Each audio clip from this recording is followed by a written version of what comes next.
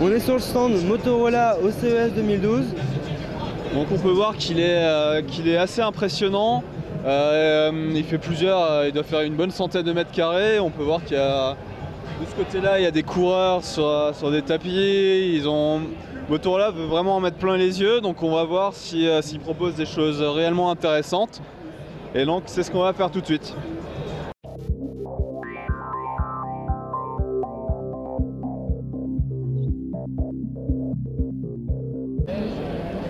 On a maintenant le Motorola Droid 4 qui en fait n'est pas un Motorola Razr comme on peut le voir, il a exactement le même form factor mais un Droid 4. C'est-à-dire qu'on retrouve le clavier typique des droïdes et des Milestone en France, son nom c'est Milestone en France, sauf qu'on a une ligne supplémentaire, donc un clavier complet avec des touches directionnelles, un écran de 4,3 pouces en résolution QHD, 4 boutons tactiles. Donc rapidement on peut voir derrière, la connectique est finalement assez complète, on a l'habitude chez Droid, avec du mini HDMI, du micro HDMI, pardon, du micro USB, du réglage de volume,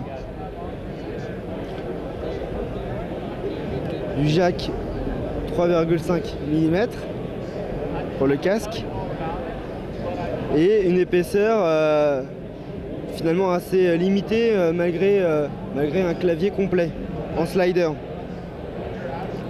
Et enfin, première chose assez impressionnante quand on prend en main, c'est que c'est fluide, très fluide. Dessus on a du Texas Instruments en double cœur 1,2 GHz, 1 Go de mémoire RAM. Et je pense qu'il devrait sortir en France, si tout se passe bien, au courant 2012.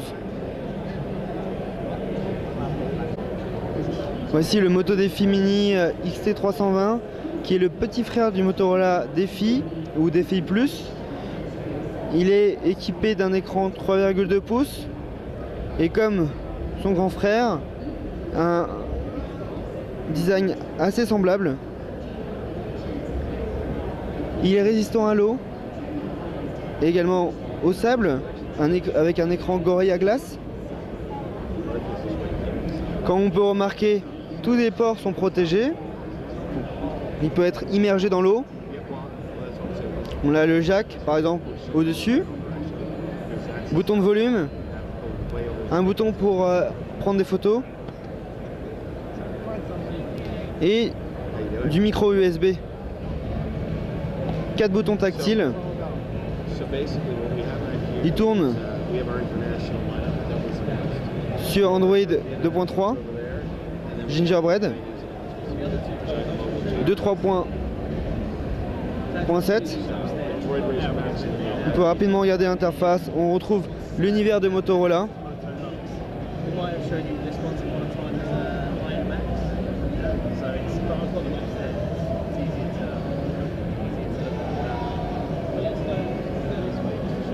Hop. Donc voilà, c'était le Moto Défi Mini sur le stand de Motorola au CES 2012. Voici le Moto Lux qui vient juste d'être présenté au CES 2012 par Motorola.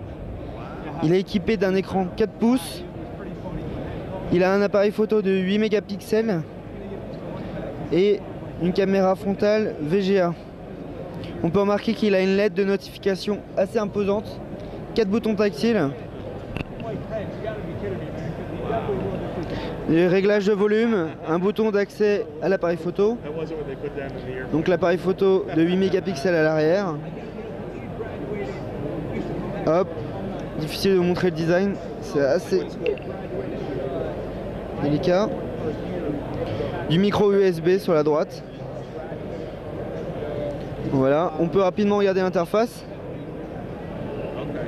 C'est de l'Android 2.3 pour le moment. Il y aura sûrement une mise à jour de proposer sur ICS, Android 4.0. Et on retrouve tout l'univers de Motorola. Ça semble assez rapide, on ne connaît pas les caractéristiques à l'heure actuelle. Néanmoins, n'hésitez pas de lire l'article pour les connaître. Donc Android 2.3.7 avec tout l'univers de Motorola.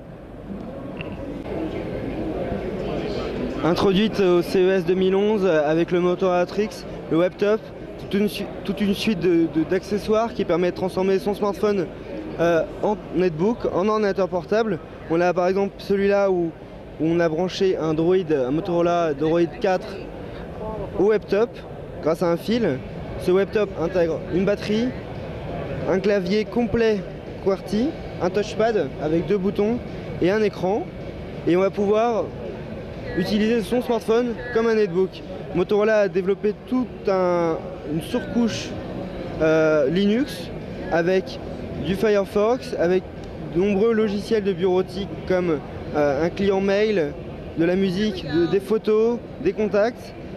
Et à tout moment, on va pouvoir avoir accès au contenu de son smartphone à travers une fenêtre. Donc là, c'est le smartphone qu'on voit, c'est Android. Et on pourra interagir directement avec son smartphone. À tout moment, on le débranche, on a un appel, on peut même décrocher sur son netbook. Et on a différents accessoires, comme par exemple ce clavier Bluetooth et qui fait d'un touchpad qu'on branche à un moniteur externe. Et donc on retrouve la même interface que sur le dock clavier.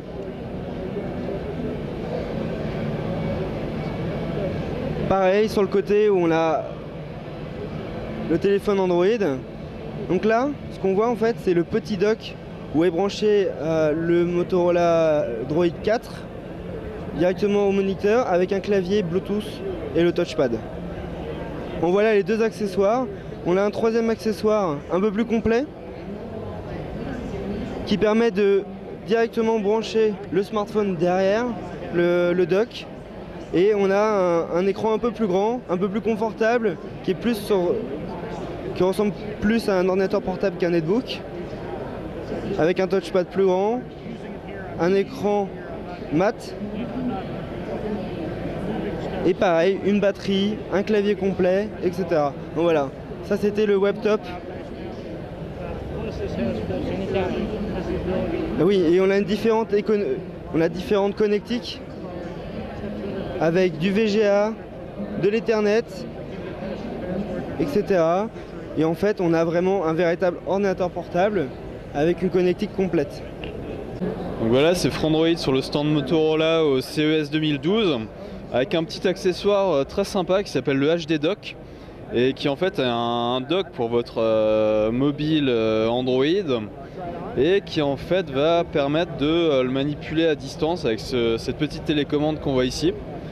Sur laquelle on retrouve les boutons Android classiques, plus un petit pad tactile qui va permettre de contrôler son mobile grâce à donc un pointeur qu'on peut voir ici sur l'écran. Et donc on va pouvoir faire une recherche.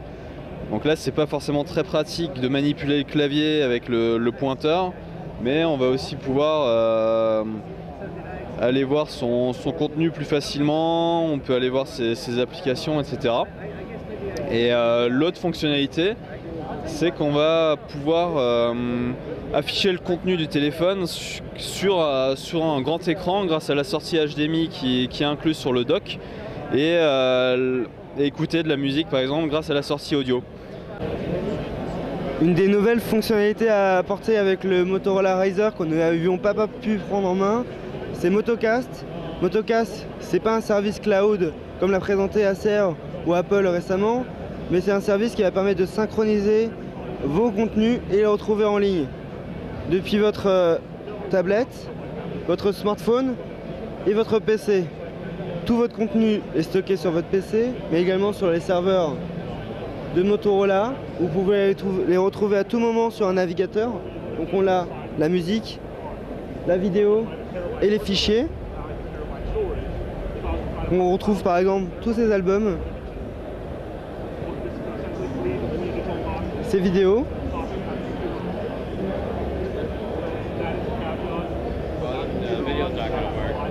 Okay. The Wi-Fi is too slow. Et sur le PC, en fait, tout est synchronisé dans des dossiers, musique, vidéo et photos.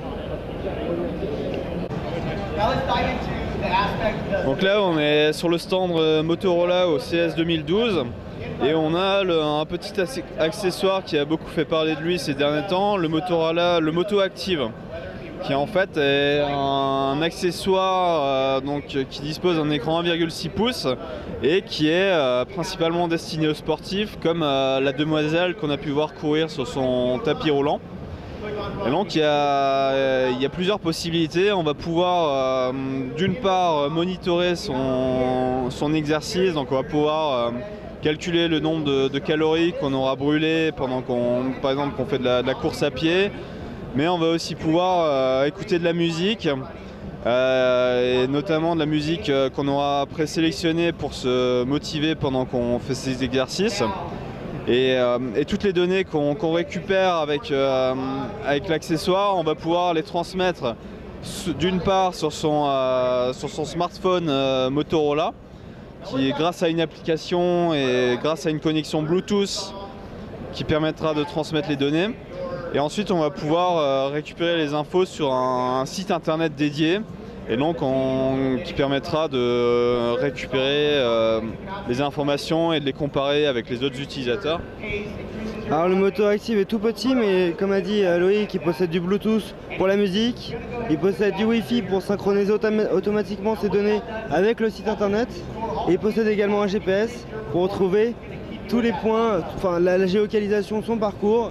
Donc voilà, c'était le stand Motorola au CES 2012. On a pu voir pas mal de choses intéressantes, notamment que Motorola s'est beaucoup focalisé sur les accessoires et certains terminaux Android assez intéressants, comme le Motorola Droid 4 qu'on espère voir en Europe et plus particulièrement en France. Et donc je laisse Ulrich conclure. Il y a pas mal de fonctionnalités. On a par exemple Motocast qui permet de synchroniser son contenu. On a également une version améliorée du Razer qui est le Razer Max. Et on a surtout, comme tu l'as dit, le Droid 4 avec son super clavier en slider. Et on sait qu'on a beaucoup d'amateurs en France de smartphones à clavier.